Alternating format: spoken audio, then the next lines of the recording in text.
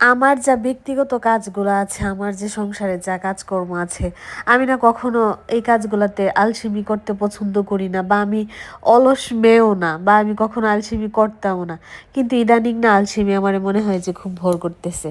এই ভর তো আমি ছুটাইতে পারতেছি না, প্রায়শই আমার অনেক কাজে আলসেমি লাগে, প্রায়শই।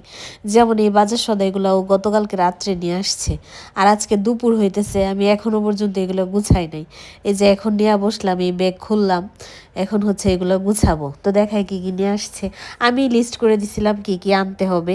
এখানে হচ্ছে হ্যান্ড ওয়াশ, চা পাতি, তারপর হচ্ছে যে বিটরুট, আলু, তারপর হচ্ছে রসুন, তারপর হচ্ছে সরিষার তেল, সয়াবিন তেল, ভীম সাবান, এগুলো নিয়ে আসছে। আর হচ্ছে যে বিটরুটটা আমি লিস্ট করে দেই নাই, আমি বিটরুট বাদে যা যা আনতে হয়েছে ওইগুলা হচ্ছে যে ওই নিয়ে আসছে। না সরি, বিটরুট বাদে যেগুলো আনছে ওইগুলো হচ্ছে যা আমি লিস্ট করে দিচ্ছি, আর বিটরুটটা হচ্ছে সে নিজের ইচ্ছায় নিয়ে আসছে। যাই হোক, বাজারগুলো গুছায়া আমি তারপর হচ্ছে স্নান করলাম, স্নান করে পূজা টুজা দিলাম। এখন একটু সাজুগুজু করে রেডি হইলাম, যাব ভাবির বাসায়। কিছুদিন আগে যখন ভাবি আসছিল আমার বাসায়, তখন ভাবি আমার জন্য আচার নিয়ে আসছিল। তো ওই বক্সগুলা ভাবির আর দেওয়া হয়েছে না, বক্সগুলা নিয়ে নিলাম।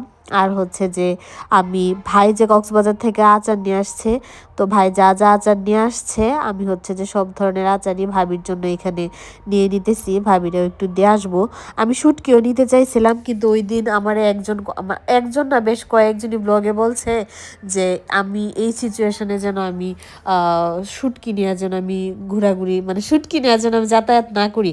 মানে আমি একটা ব্লগে বলছিলাম আর কি যে আমি আমাদের বাসায় যাব, তো এই লইট্টা শুটকি নেওয়া যাব। তো তখন ওই ব্লগটাতে অনেকেই কমেন্ট করছেন যে তুমি এখন কোনোভাবে শুটকি বা মাছ জাতীয় কিছু কোথাও নেওয়া যায় না, তো এর জন্য আর ভাবির জন্য শুটকি নেওয়া যায় নাই।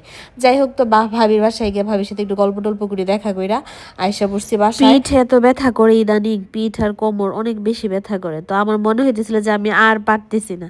আয়সা আগে সন্ধ্যাবাতিটা দিয়ে এখন শুয়ে আছি।